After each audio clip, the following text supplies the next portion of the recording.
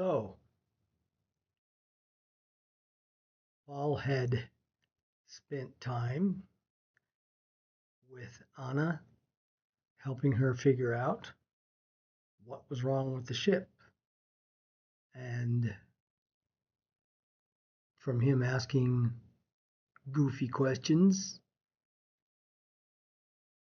her brain started clicking and she got it figured out.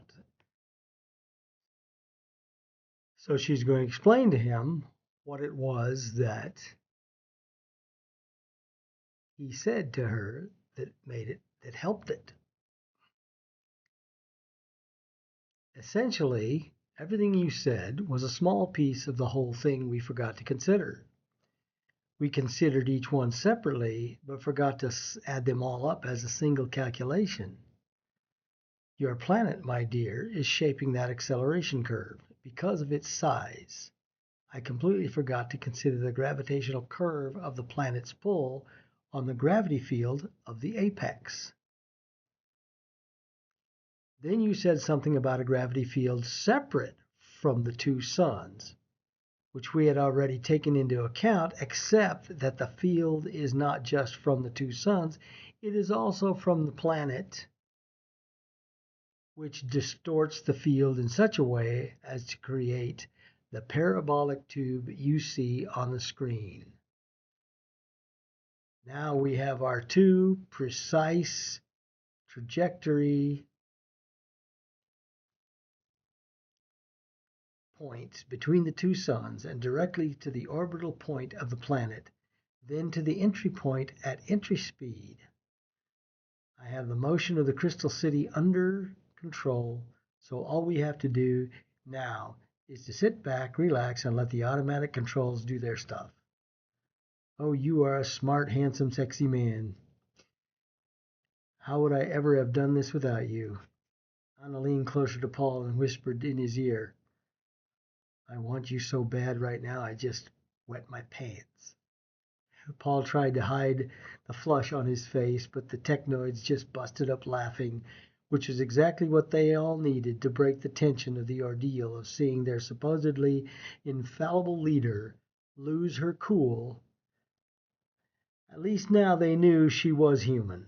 Paul was impressed with Anna's leadership skills and her ability to handle those technical types without being oppressive. It was her crazy ways that let them all be so creative. They still worshipped the ground that she walked on, the genius of her, and that was the only way Paul would want it. I'll stay for a while longer till you get the program set and the controls take over. That should be good enough for us to get over this minor hiccup in our trip. Anna knew it was no minor hiccup, but appreciated his playing it off as nothing much. Well, you better stay out of the way then, because if I keep bumping into you, I will be so distracted I won't get anything done. Sit over there. She was back on track as she flashed him one of her trademark smiles that made his knees go weak. He sat down on the indicated stool and watched them work.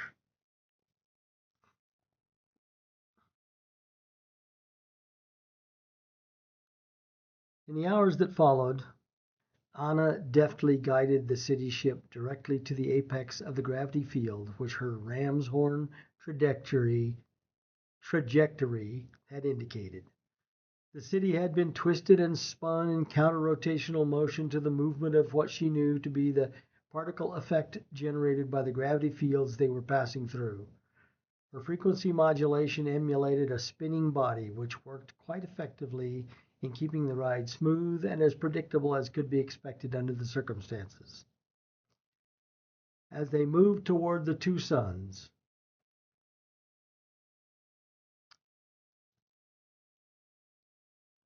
the temperature in the tiny city became as warm as a summer's day from the almost forgotten sunlight penetrating the shell.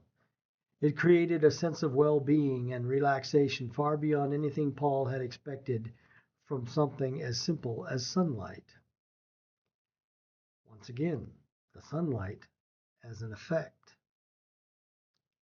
Even so, he was delighted with the change in the space-weary travelers.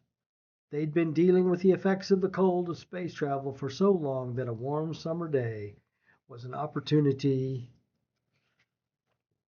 to shed some of the heavy clothes, talk with the neighbors about past barbecues, and plan future good times.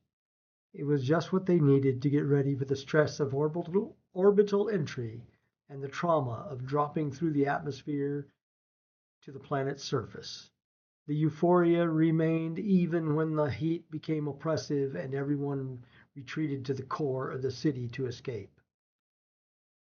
Before anyone got too uncomfortable, they were through the apex and on target for the planet. As they moved away from the center point of the two suns, the ship cooled to its familiar frigid temperature, and for the moment, everything returned to what had come to be known as normal. Ted kept Paul updated on the hourly progress of the city. They still had about 18 hours to orbital deceleration, so Paul called Anna to tell her he was going to get some sleep while he could. She was immersed in her project and far too excited for sleep, so she told him to have a good rest and clicked out. He'd seen her this way before. She seemed to derive energy from her mental activity, so was actually refreshed after the stimulation of a great mental challenge. He, however, needed his rest to be fresh for the duties of entering orbit. No one had ever attempted any such thing with a ship the size of Crystal City, much less atmospheric entry and touchdown. Oh well, it would be the perfect end to a most unusual and groundbreaking journey. They had rewritten the laws of physics, most of the laws of quantum mechanics, and many of the basic laws of science, all in a few short years of space travel they had endured. Personally, Paul was quite contented to grow old and go to his rest, just as things were right now. He had achieved his life's dream, and that was enough. Let the younger generation do something with what he had helped to build. He was asleep before his head hit the pillow. And that it was the end of the second day of preparation to land on Planet Torvis. The third day, control station hummed with the usual light conversations of people alert at their stations, yet aware that it was routine travel time for the city and a good time to relax before orbital prep protocol. The new shift had just come on duty as Paul stepped to his station. He was feeling alert and refreshed after his usual 6 hours of uninterrupted sleep. The next 24 hours were going to be rough, so he wanted to be well prepared. Ted had gone off shift to get some well-deserved rest, so he would be alert for the orbital entry sequence as well. Paul wanted his first team at station for the big party. They would have to be on their toes. Anna was still as energetic as she had been when he went to bed, so he left her alone to do her work. It was mostly monitoring and data gathering at this point, but she always wanted to be right on top of everything in the science department. This entire trip was a result of their refusal to hand over their own discoveries in technology to those on Earth, who thought of themselves as lords and masters of the colonies on Mars. They found out different when they sent the fast attack group, which was no match for Crystal City and the Technoids. Paul was still proud of how the whole population worked together as one person to assure their successful breakaway from the Mars base and the subsequent silent drift past the military.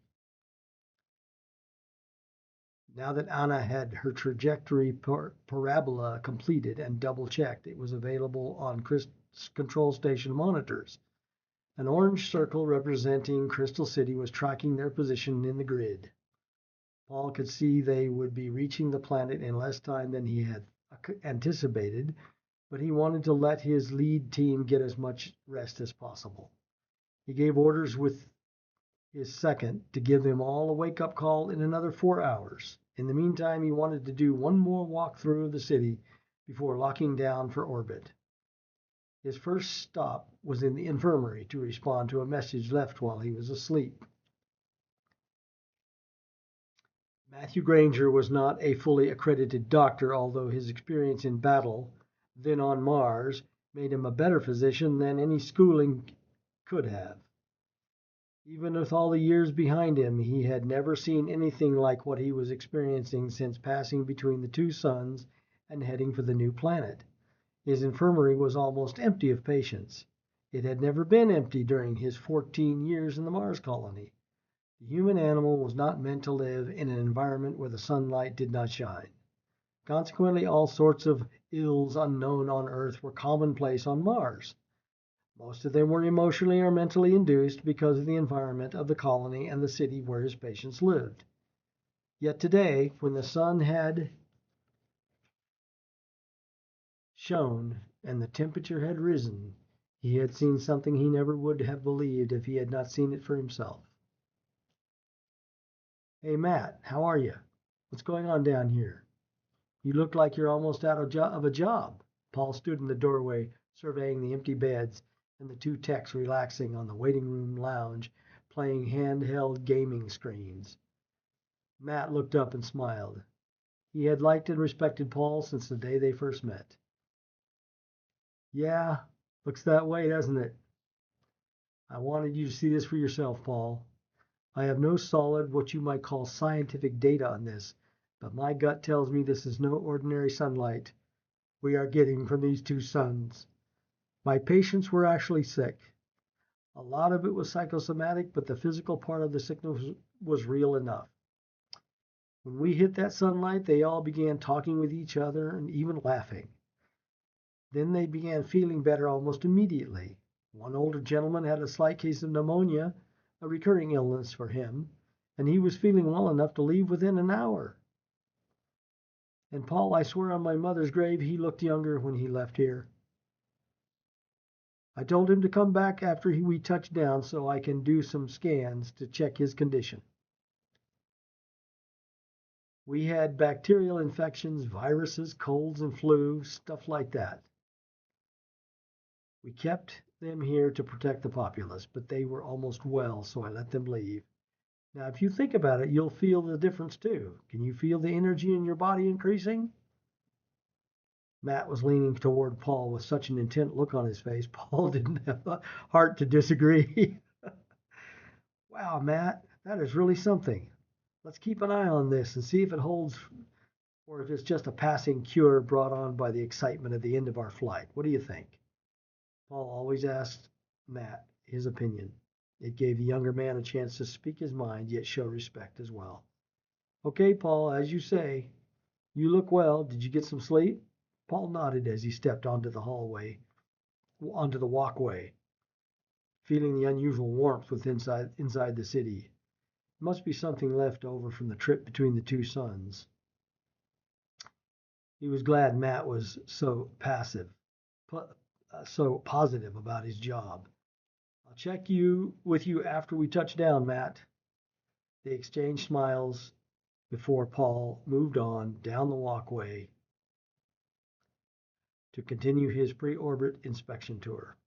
He followed his routine tour, nodding and smiling at the people as he passed, sticking his head into common areas to say hello and check on lockdown conditions. He noted a marked increase in conversation, laughter, and playfulness in the adults, as well as the children.